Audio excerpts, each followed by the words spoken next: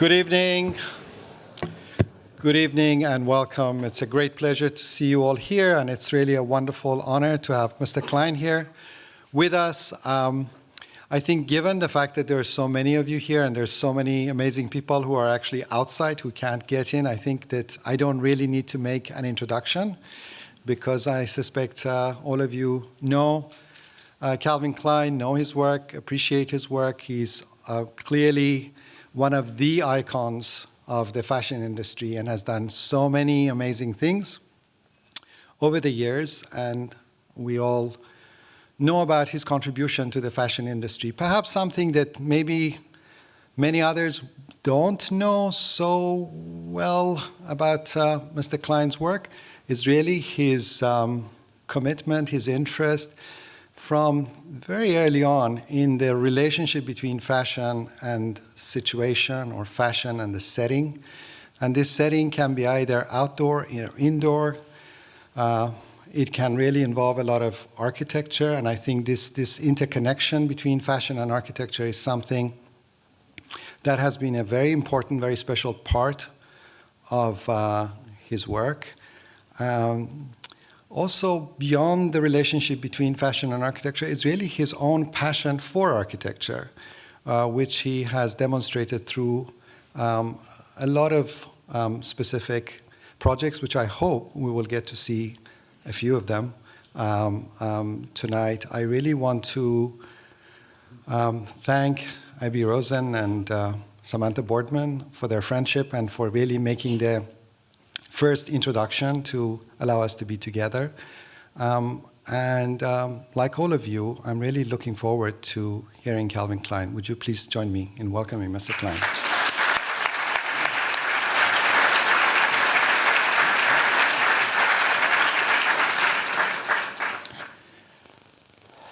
Thank you, Dean Motion.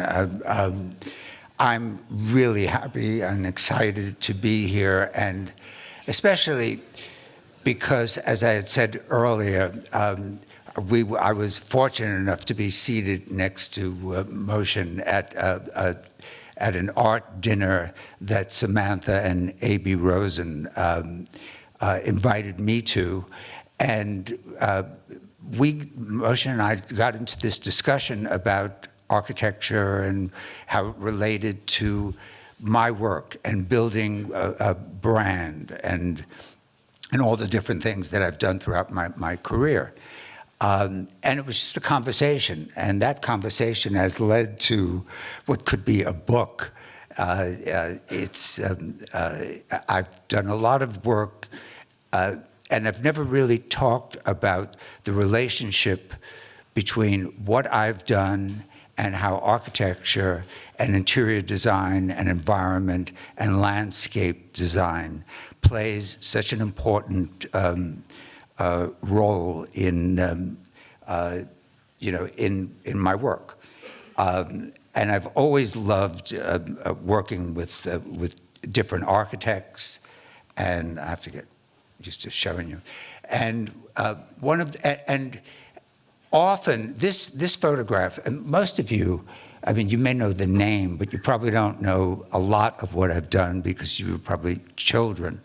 I actually sold my business 10 years ago. And so what I'm showing you is work that I've done from 1968.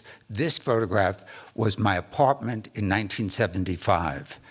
The apartment, the model, she's wearing a black vinyl trench coat, black leather boots, and clearly there's an edge to the way she looks, and it's a little S&M. My apartment, let me go to the next slide. My apartment was designed by a fellow. This was his second job. His name is Joe Durso. I don't know if any of you know who he is, but you should. This is the second job that he did, and he was brilliant, and we had a really great time working together.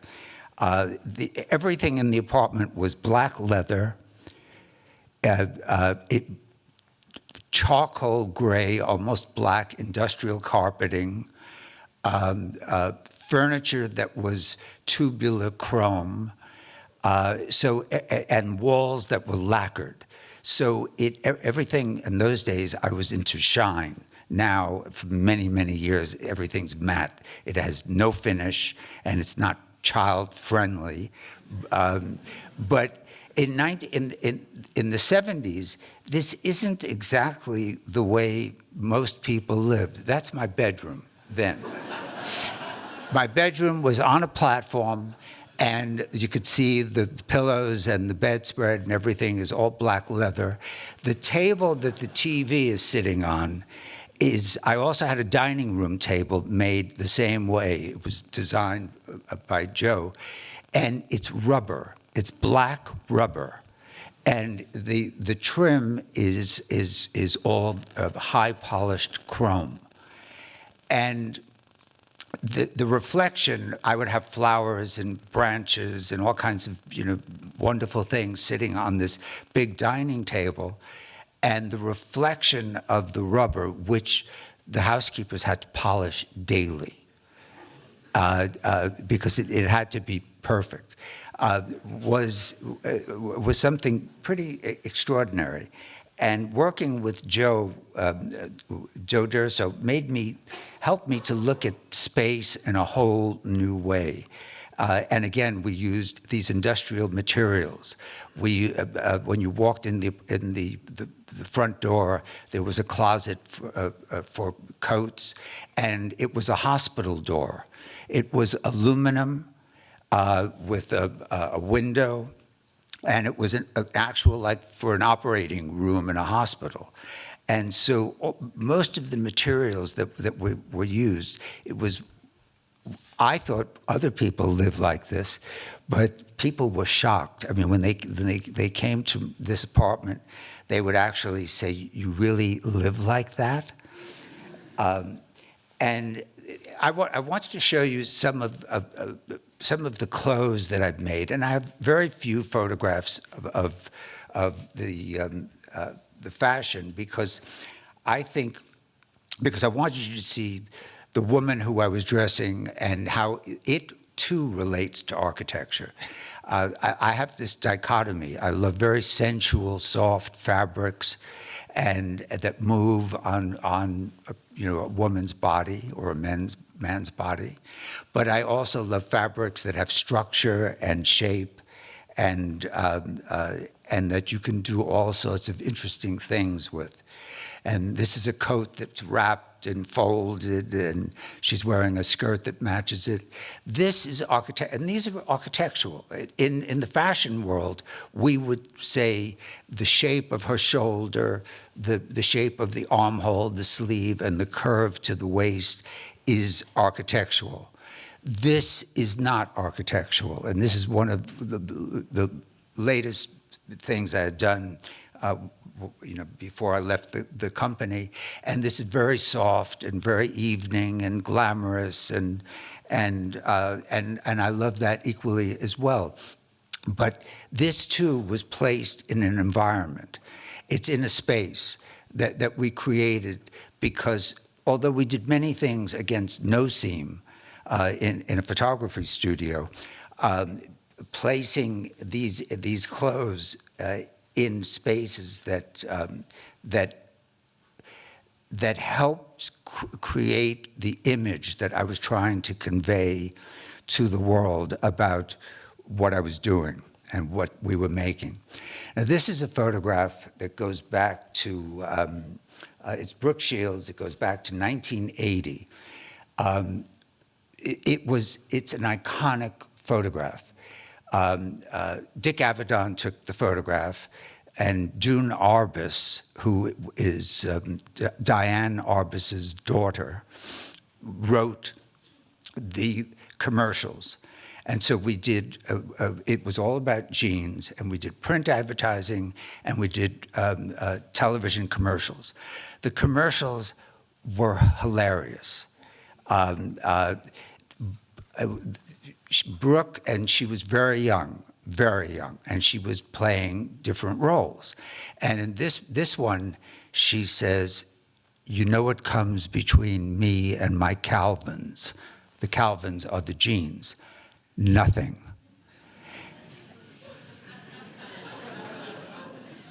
That became, and I'm talking, this is 1980, that was shocking to people.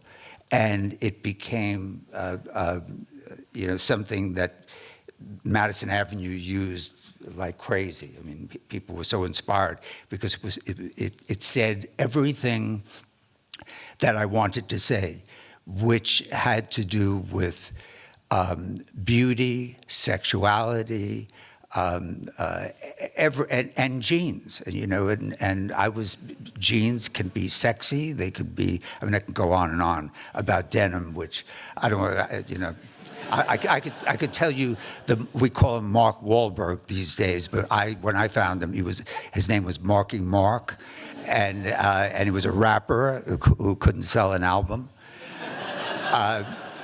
And he told me he had a pair of jeans for every date, and first date, second date, this, that, And here's, I was a great believer in outdoor advertising. Fashion designers didn't do outdoor advertising because it was too commercial.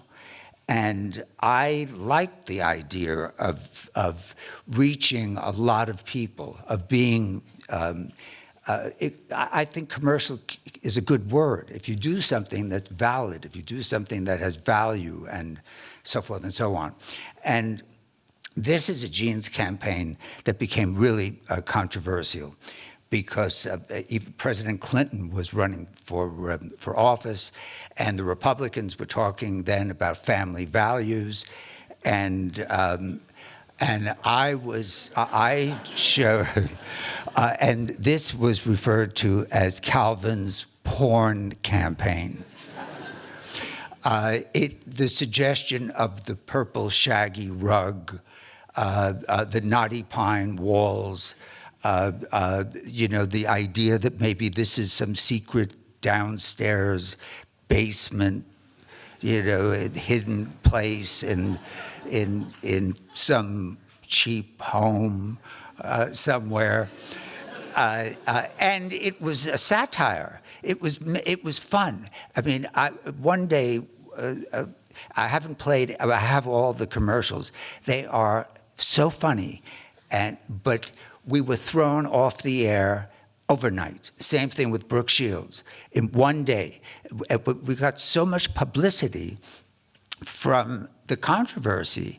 And people used to ask me all the time, "Are you trying to create controversy?" No. I was working with the most gifted, talented people in the world. And we pushed the envelope. And these are all sides of me. Everything that had my name on it from the day I started in 1968 until I sold my business in 2003. I was involved from the very beginning, middle, end, with every product and every photograph and every model. And at night, I would take these things home and edit the pictures. And there was a reason why I called my first perfume Obsession. Okay, we get past the, this was, I show you this photograph because she was the last young woman that I put under contract. She's a Russian beauty, Natalia. She was just incredible. And she was just as gorgeous wearing the jeans, or as she was wearing all the clothes that she wore in our photographs. The introduction of underwear. This was launched in 1982. And here's another example, and I think a really good example, of architecture and how architecture played such an important role in creating the image that I was trying to convey to the world. We knew we were going to introduce men's and later on women's underwear. And we were shooting lots of other things, clothing, this, that, jeans, everything. And we went to Santorini, Greece, because of the light, because of the architecture, because everything's white and gorgeous. And then I was driving along, which was typical of me. I was driving along Sunset Boulevard, and I saw this fellow running. And I stopped the car, and I stopped him, and I introduced myself, and I said, "I'm Calvin Klein." I said, "Who are you? What do you do?" He said, "I'm in school." He says, "I'm a triathlete." I said, "Have you ever modeled?" "No." I said, "I have an idea." Now, when we put Tom Hittenhouse is his name, when we put Tom against this shape, and clearly the shape, it's architectural, it's phallic, it's absolutely gorgeous, and the blue sky, amazing. Had we photographed him against no seam in a studio, it would be nothing. It would be a zero. So design, architecture, fashion, all these things relate. Fragrance, it all relates. And here's another example of a wonderful photograph from Santorini, from that particular trip. And again, the architecture. And that was when Santorini was great. You don't want to go there now. The introduction of fragrance. One of the things that I loved about being a fashion designer, and I didn't know this when I was in school, was that it would give me the opportunity to one day decide. A company called Revlon tried to sign me to do perfume, and I thought, I don't think I could work with them, and I decided to open up my own cosmetic and fragrance company. I thought when it came to creating the images to convey to the world of what we're creating, of the products that we're creating, I would have to explain it to a Madison Avenue agency, and they are not going to really understand me. And I thought, no, I'm going to open up my own agency. And so I had an in-house agency where we did all of the media, all the creative, and all of the placements of all the ads. And we were actually a mid-sized Madison Avenue agency at that time. The fragrance business became like about an $800 million business alone. And when I was in school, if you were a designer and you had one perfume, you were in heaven. And we had one after another, and success. And the idea, I had writers make lists of names for me, because I would choose the names, design the bottles, choose the photographer, and we did market research on what we thought was trending. And this was during the Studio 54 days, and which was all about sex, drugs, and rock and roll. And so very sexy fragrance was the trend that was going to be the next new trend. And so it's all about this one woman and men. It's kind of an orgy and they're all obsessed with her. This is another example of the use of the body and architecture. We were in the fragrance business. You make creams and lotions all with the same scent, because you don't want to mix scents. It represents a small part of the business, but I needed to do something that people would notice.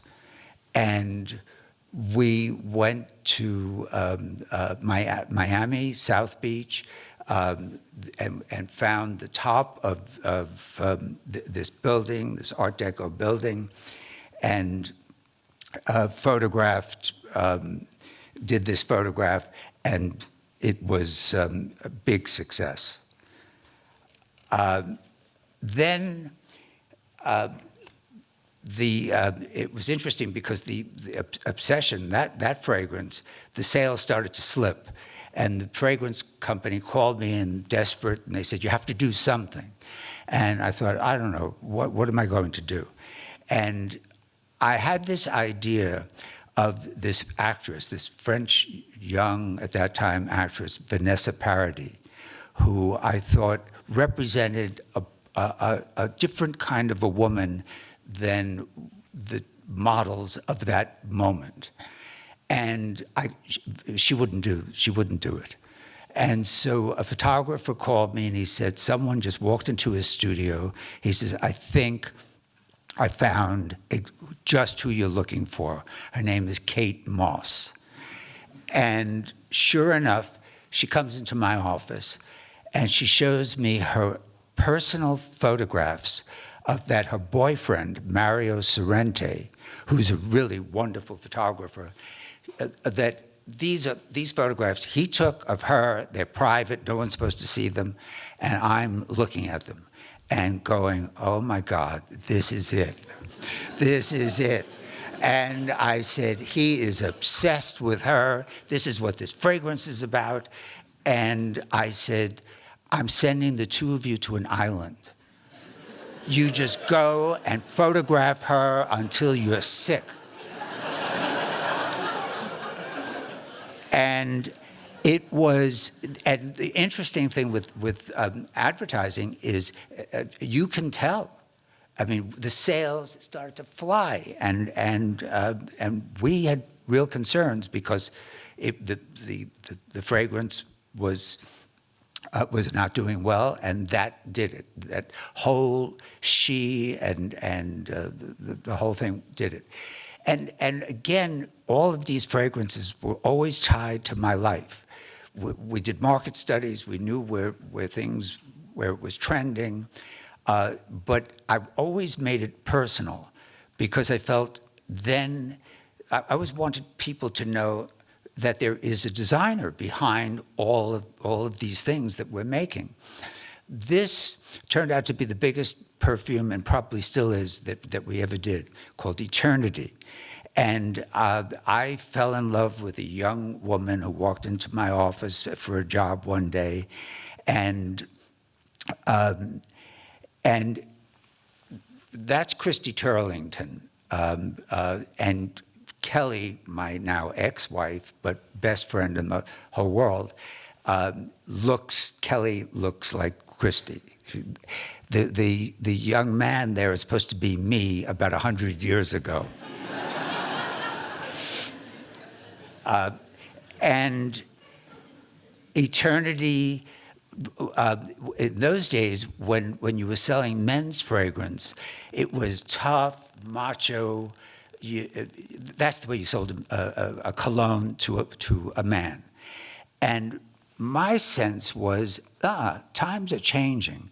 Men want to be parents. Men want to raise children. They want to be a partner in the relationship with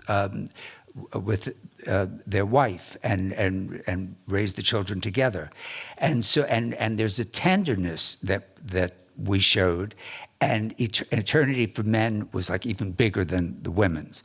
And we brought children into it, which you didn't use children to sell perfume. But Eternity, the idea that life goes on, and it goes on through, obviously, children. Then this one, it was another amazing success, CK1. Here we sat around, we were really so successful in the fragrance world, we sat around a conference table, and this is a lesson, I think, to all of you. And we said, what do we do now? And how do we outdo ourselves? And so what we decided was, let's break all the rules. Let's do everything the way no one does it. And so the inspiration came from the fact that Kelly used to, if I was wearing a white shirt, she'd want to wear my white shirt. And everything that I wore, she wanted to borrow it, wear it. And I thought, there's something to this. And the word unisex came to my mind, and I thought, that's a bad word. But sharing was a word that I liked. And the idea that this was the anti-perfume. We didn't make a perfume bottle. We only made cologne. And that's where all the business is anyway. And we made cologne in a bottle that looks like a hip flask. It's nothing to do with perfume. And it was on fire. And this was all over the world, and we launched this all over the world for the first time. And the people they had piercing, they had, tattoos everywhere, and they weren't really models. They were just people. We sent casting people all over the world, actually, to find. I always like to find new talent. I like to discover models. The first photograph I showed you of Joe D'Urso, he had done only one other job before he worked with me. Later, you'll see something from the architect John Pawson, a store that he did for me. That was like one of his first. I love working with people who are not famous and haven't done lots of things, and it gives me the opportunity to work closely to get what my vision is, and I know what I want. Here's just another photograph from CK1. This is a whole other story, but again, it's about architecture. Now, I had decided, normally in those days in print advertising, you ran a single page in a magazine or a double page spread. And I decided for me to tell the stories that I wanted to tell, it took me sometimes 8, 10 pages. This one was 27 pages. It broke, people thought I was crazy. And we opened not with product, not with clothes. We opened with Georgia O'Keeffe's courtyard in Santa Fe at Abiquiu, one of her houses, because to me, the architecture and the colors and the form said everything that I wanted to say about the work that I was doing at that moment. I also wanted people to know that there was a person behind all of this, product and everything. And so Bruce Weber, who did this shoot, took this portrait of me in a corner of O'Keeffe's Ghost Ranch.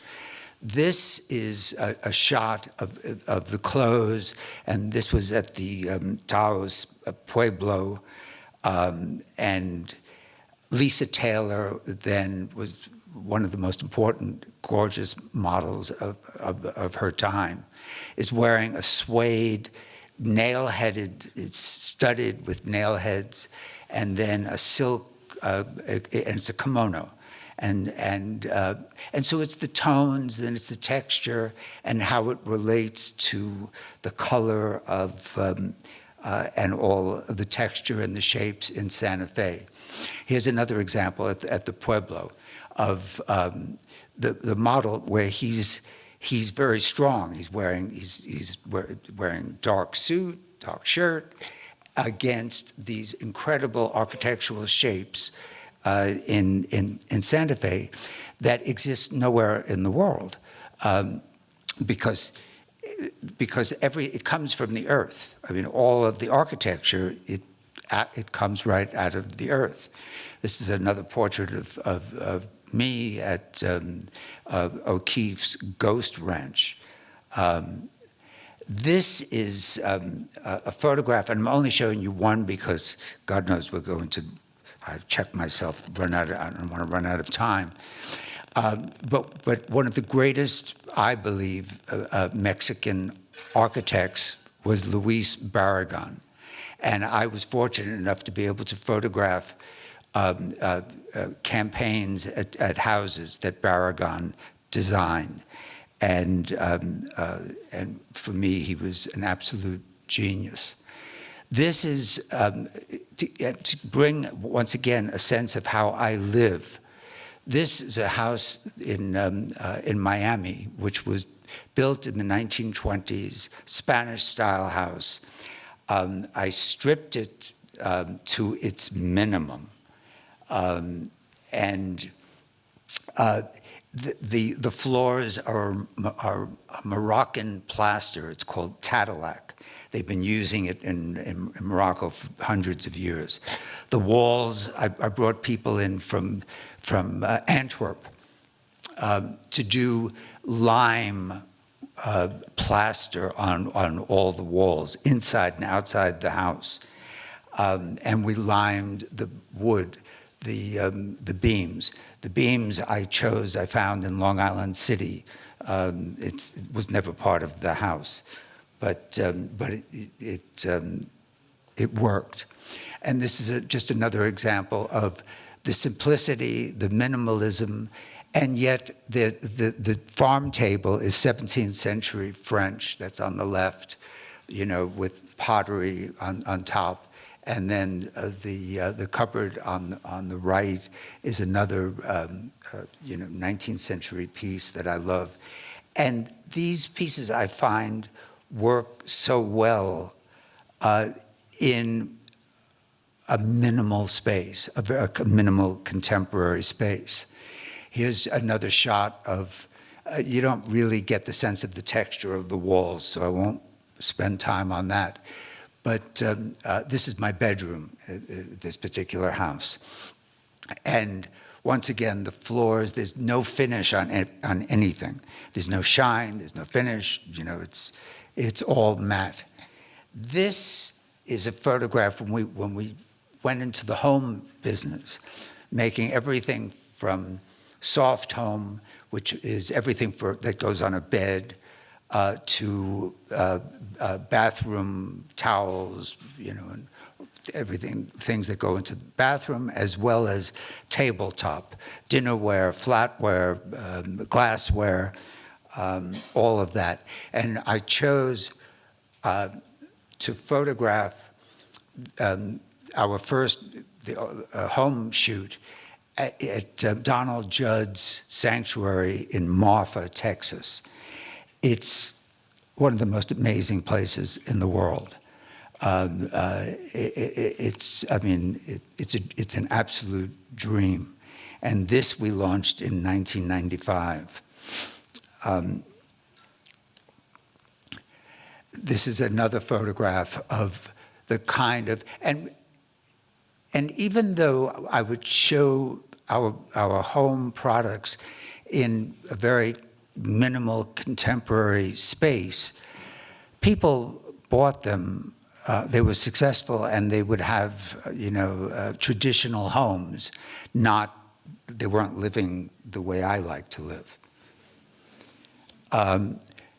Here are some more photographs of how we conveyed the connection between the products that we were creating for the home and the architecture, and interesting contemporary architecture.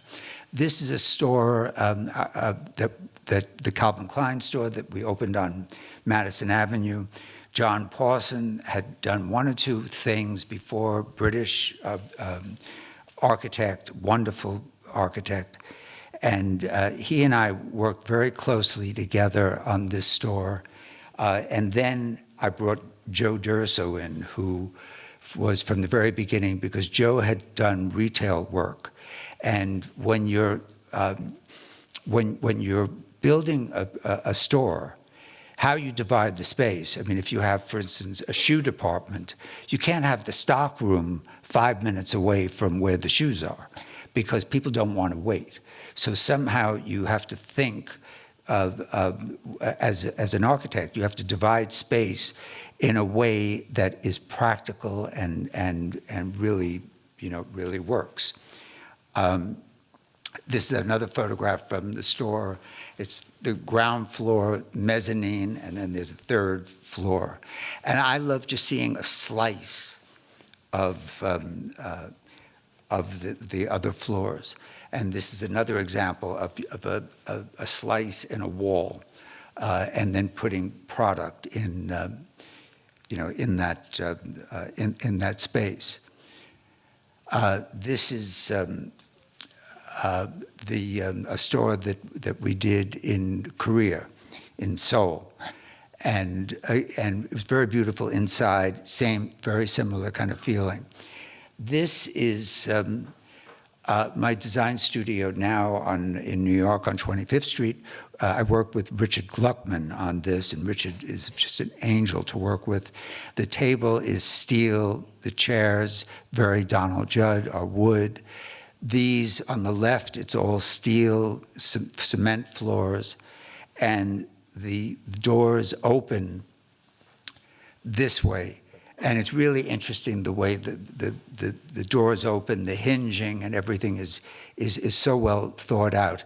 And inside is a library of books that I've worked on, collected, and materials, fabrics, leather, you name it. This is the last major project that I've worked on, and this is my house in Southampton. I worked with two different architects, but I had a clear view in my mind of what this was to be. This is the front entrance. The house is, outside of the house is wood, it's a mahogany, then we put a Japanese, almost black stain on the mahogany. All the glass that you see on the main floor, on the first floor, it's 14 feet high, the panels, by 7 feet wide. They disappear, and they slide and go behind these black panels of wood. And the upstairs is 11 feet tall, the ceiling. This is the front entrance. When you walk in the front door, it's double height. The spheres are stone that were hand-carved in 17th century French. They were a spiritual experience surrounding a monastery in France. It's another shot of them. They are the color of the wood floors. They're the color of the beach, of the sand. This is another shot of the house. And the whole point is that the structure of the house is in these piers. The glass surrounds the outside of the structure, and there are 5 piers in the house. I think 5 or maybe 4, and all the doors disappear, and so you're living like here. A good example in the living room. One side, the glass doors are gone. The other side, they're still in place, and so you're living inside or outside. It's the way I wanted to live at the beach. I collect a number of different things, antiquities going back anywhere from 3,000 years ago to mid-century pieces like this lamp, which is very special, Moet lamp, and the tables are from Rick Owens, who's a really amazing fashion designer, and it has a steel top. These are objects that go back, the Bactrian, which is now part of what we call Afghanistan, that whole region. And I love the mix of these shapes, whether they're ancient or not. And this is another very old piece. It's torso. This is an example of when the doors the glass doors disappear, and you see the ocean from one side, and everywhere in the house, you see either the ocean or Shinnecock Bay, which is on the other side of the house. And you see right through it. A head that I bought maybe 40 years ago. This is a table, and I show you this because I have a passion for Prouvé and his work, and the chair is Generet, I believe, and then the artifact is an old piece. This is a torso that's in my apartment in New York. It's 2nd century Rome, AD. This is part of the breakfast room with the glass panels disappearing. Staircase leading upstairs to the 2nd floor. These panels, it's black wood that was all stained. Most of the house is very loft-like, but where I needed privacy, I created these huge doors that pivot, and so they create a shape unto themselves. This is my bedroom, and that's a young woman who we put in the photograph just so one can get a sense of proportion and height. The desk is this is another photograph of the desk. It's Corbusier, another absolute great, and just mid-century. This is not that old. It was from the 1940s. A sculptor, Japanese sculptor, and for me, it has a simplicity and a minimalism that I love. This is a shot of, because there isn't time to show you, everything in the house, obviously, but the pool is 10 feet above ground at one end, and water flows on all 3 sides of the pool, and it's cement. So you have this shimmering water going over the cement, and then if you swim toward the ocean, you meet at the end of the other end of the pool, you are at the level of the dune.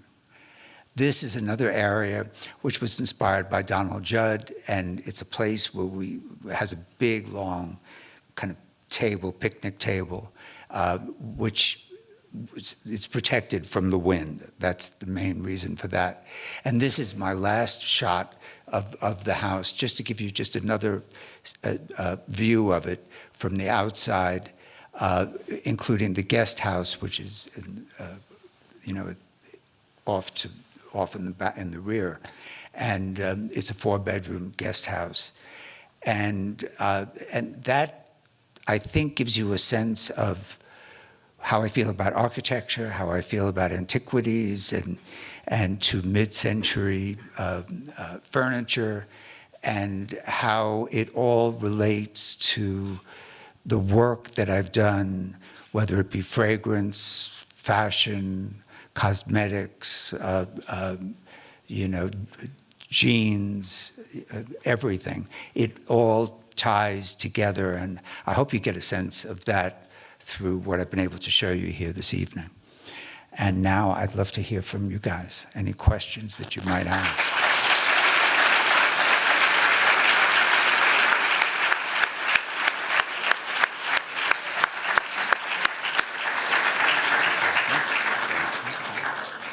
So maybe there are microphones that are around, and so if I could get a few hands. There's one here. Can I get a few hands? Please, go ahead. Thank you very much, Mr. Klein, for coming and being here with us tonight. Let's hear it from Mr. Klein again. This is awesome. When are you coming out with your landscaper apprentice stonemason line? Because I want to model it.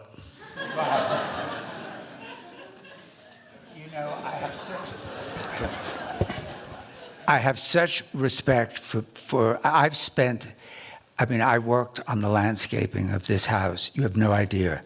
I actually showed them how I wanted the beach grass to be planted, because they planted each thing of beach grass like it was a hair transplant in the old days.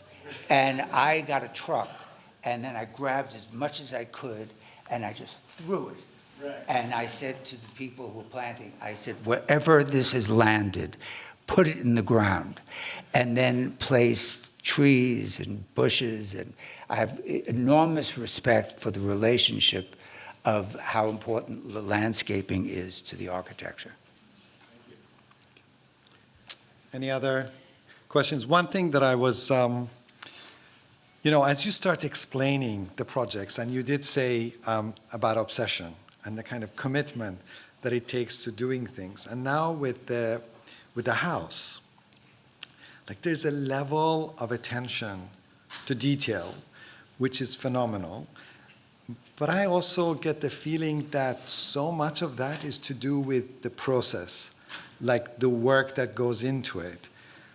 Are you now kind of comfortable to live in the house? Because I get the sense that the energy is about the doing of the work. And so the house looks so perfect that in a way kind of living in it is like ruining it somehow. No. It's not ruining it, but sometimes, it's more extensive actually than what I've showed you, and sometimes I walk around and I think, this is my fault. I did this, I have only myself to blame, and what it is for me, when I get involved in a design project, I'm so focused on creating whatever it is we're creating, that I'm really not thinking about living in it.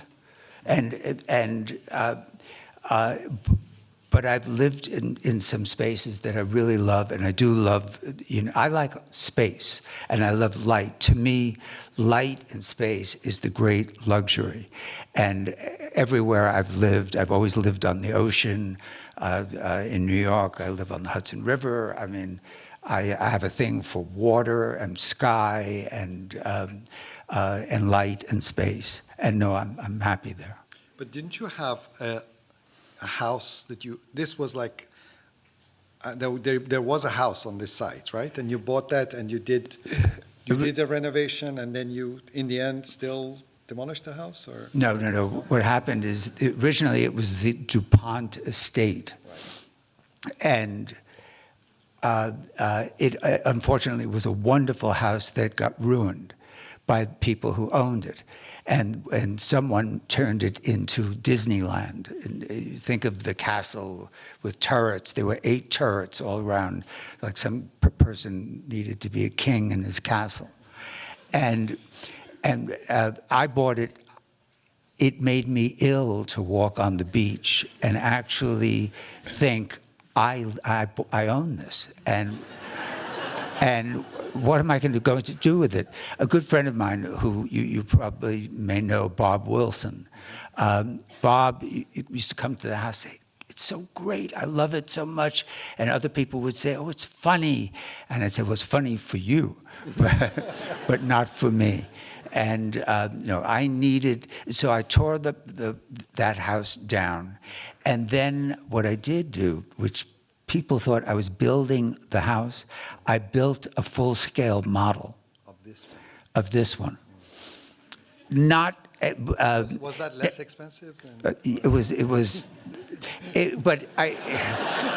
I needed to know if the height of the floor should be 13 feet or 14 feet, or I can't tell always from floor plans, and so. We didn't build a whole house, but we built enough of the structure so that I can see the size and the space and of every room, and then we went from there. Then we tore that down, and people thought, oh, he's really crazy, and then started to build. And how did the beginning of this idea of using fashion models and the setting start for you? I mean, what was the beginning? I mean, I know you said you were interested in that from the beginning, but to actually kind of... You have to, the only way you can show, I started out as a designer of women's clothes. And the only way to show women's clothes after all of these years is on a woman. And seeing her really move is the best way, and that's why there are still fashion shows. But otherwise you convey it in print.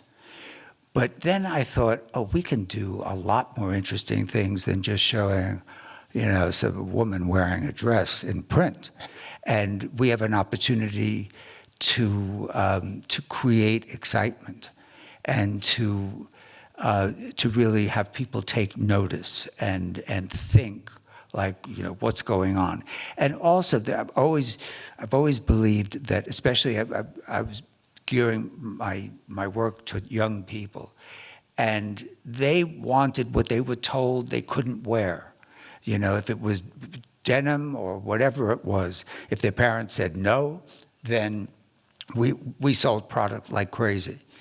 And somehow it translated into, fortunately, into fragrance, into underwear. It translated into, most of what I've done. Any questions from the audience? Is there anything you guys want to know? Because you ask me anything. Hand here. Don't say that. All right.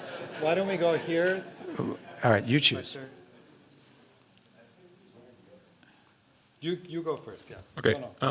How Can you stand up, please, so we can see? how do you reconcile, since you said that you have a vision and you have to keep that vision and get to that place, how do you reconcile handing that off to an architect, or to what extent do you hand that off so as to make it a reality? I don't hand it off. I never hand it off. What about your first apartment? I work on every detail with any architect that I've worked with, or any interior designer. As I said, with all the advertising campaigns, I chose the locations, the photographers, the models. I edited the film myself. I think I know what I want. All right. Go ahead. Yes. No, you need a mic. There's a person here? No? Let him ask the question, and then afterwards. Matt, can you give the mic over there? Speaking of knowing what you want, I was curious if you could talk a little bit more about your creative process, because we saw the beautiful end result of your house after you've put all the pieces in place. Do you start with an artifact? Do you start with an image? Do you start with a word? Or how do you go about getting to That's an easy one. When I became...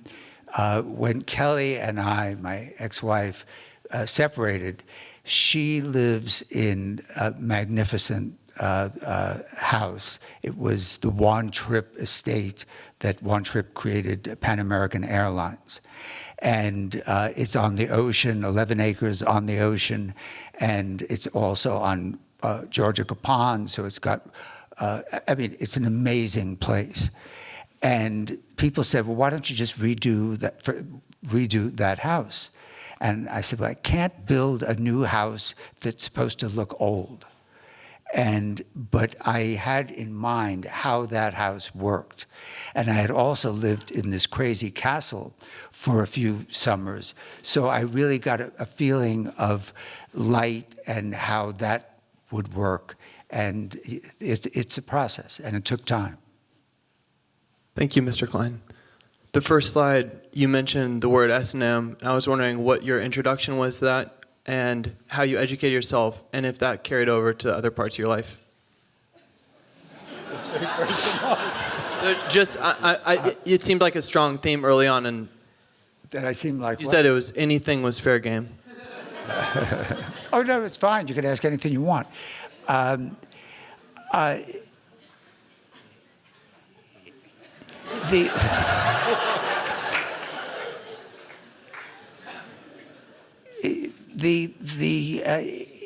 It's not S&M. It's just that it's black leather, and and it was very industrial, and it was, I mean, for some people it was scary. I mean, and it was also on the 46th floor of an apartment building in New York, and it was a shocker. But I'll never forget a name that I don't know if any of you know, Elsa Peretti, the jewelry designer, brilliant, you know, incredible jewelry. And when she came to the apartment first time, she just went insane. She just thought it was, you know, so special. So it isn't, to put labels on things, I don't think is really a good idea. I said that because it's kind of obvious. But, you know, she's wearing a vinyl trench coat. Big deal. There was a question. Yes, please. Your mic is not on. Hello? Yes. Okay. So I have a question. So I know that you are very successful at selling underwear, but I was thinking that for other people, like if I were like a CEO of a company, I would be like worried about selling underwear because it can be commoditized. And also, like, if you're wearing a Calvin Klein underwear, it's very hard to make a fashion statement because not everyone can see it. Because I see that, like, in your advertisement campaign, you emphasize on that by choosing how you position the angle to shoot that advertisement and how to, like, you know, just wear just the underwear and nothing else. But people were not dressed like that on a daily basis. So are you at all like worried that your marketing campaign would not be that successful at all? I never worried that the campaign, I didn't. I could tell, I remember that shot like it was yesterday. And when we placed him against this architectural shape, I saw money in the bank.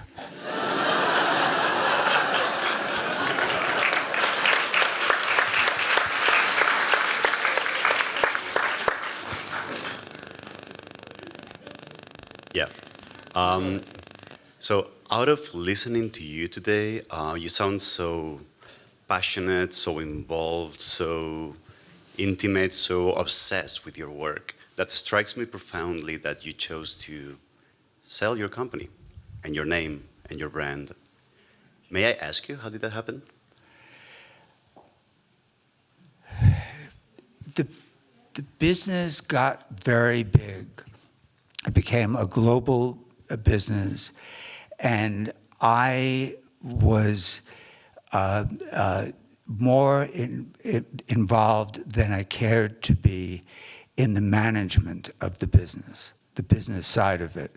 I mean, I could spend the rest of my life in design rooms and working with design teams, but it got so big and overwhelming, and I started thinking, you know, I've given my whole life to this work.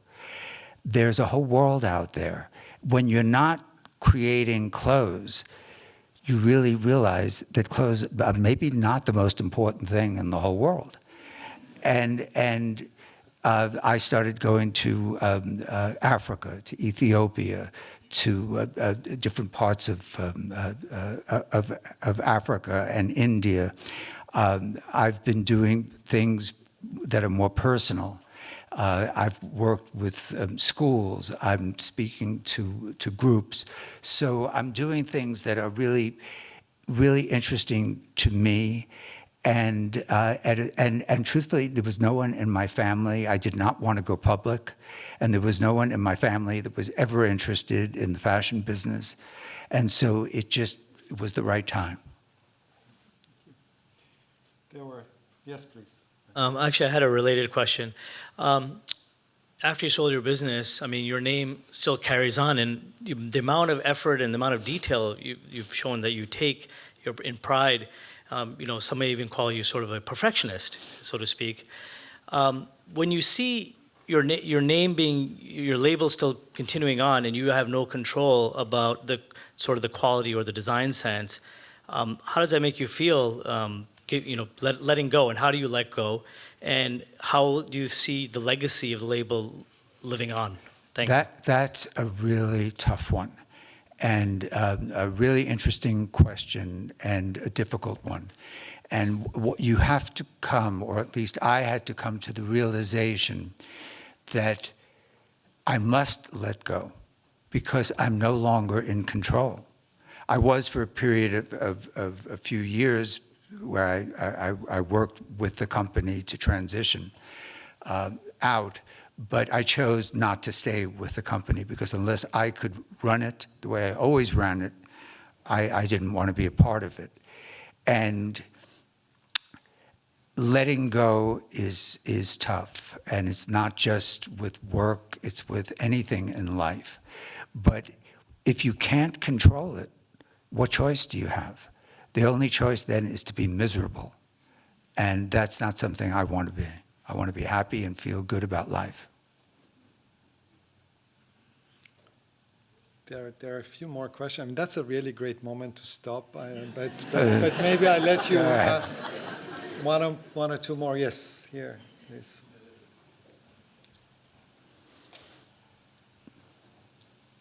Well, Mr. Klein, I guess I'll just start, but over here. The tall dude in the back. Oh, yes. How's it going?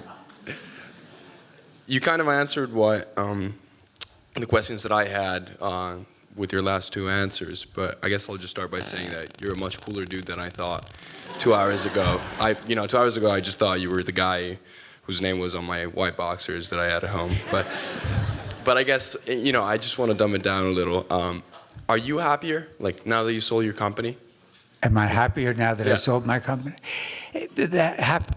My happiness really has nothing to do with the fact that I sold the company. It has to do with enjoying my life every day and doing something that's of value. I work with a charter school in Harlem, and quite frankly, I worked with I did a whole imaging thing for them, website, uniforms. I mean, we did amazing things for these young children who've been abused, who have, if they're lucky, maybe a grandparent taking care of them. And I spoke to a class. It was 5th grade class, and these children asked me the best questions I've ever been asked by, and I've spoken to Cambridge and all over the world, because it was so emotional knowing what their lives are like. And they're finally given an opportunity through this charter school system to maybe have a chance in life. And they have so much going against them that I could be of some help gives me the greatest pleasure in the world.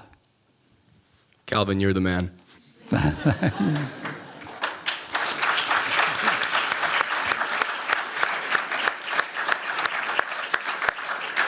Good evening, Mr. Klein. The last question, yes. Please. So while I find the images, particularly the advertisements, incredibly beautiful, also hearing you talk about your good works, I wonder if you'd like to comment on fashion's contribution to the sexual objectification of the human body and how you feel regarding that topic.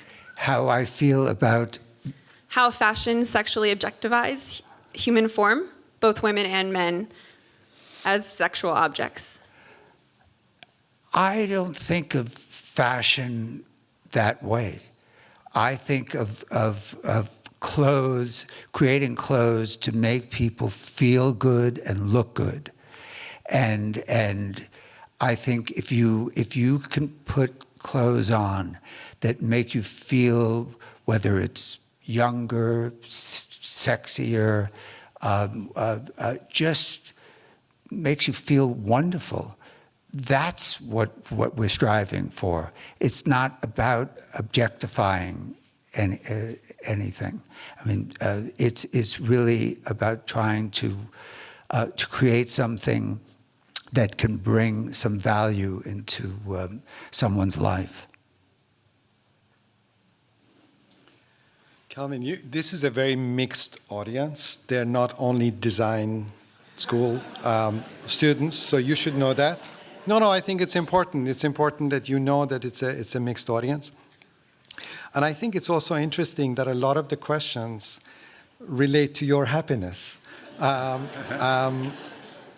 think it's an interesting thing because in the context of a design school, we are at a situation where a lot of architects or landscape architects or urban designers who are doing things, they're also interested in the idea of how to construct value. I mean, just in terms of the ethics of things, in terms of the quality of things, but also monetary value, the value of things, which is very important because generally the work of architects is underrated. And so it's very empowering to understand really the kind of the totality of the enterprise that you have been involved with in terms of presenting a body of work, which is very, very inspiring in many ways for people to kind of see. I think also sort of one of the reasons that people are concerned about your happiness is that they can see that you have done so many things, and that now I think with the architecture you're really onto something. You've worked with so many people, you've acted as an important patron, but through that process you've also now developed really a body of your own architectural work, starting with the selection of sites now with the house, which is very, very, very much yours. So I think it's really important for us to have the opportunity, maybe even in the future, to find out about that part of the work, because I think it's developing now to become really a sort of specific body of architecture in some ways. And so I really want to thank you for what you've done tonight and for speaking to us and for all the inspiration. Thank you so much. Thank you. Thank you.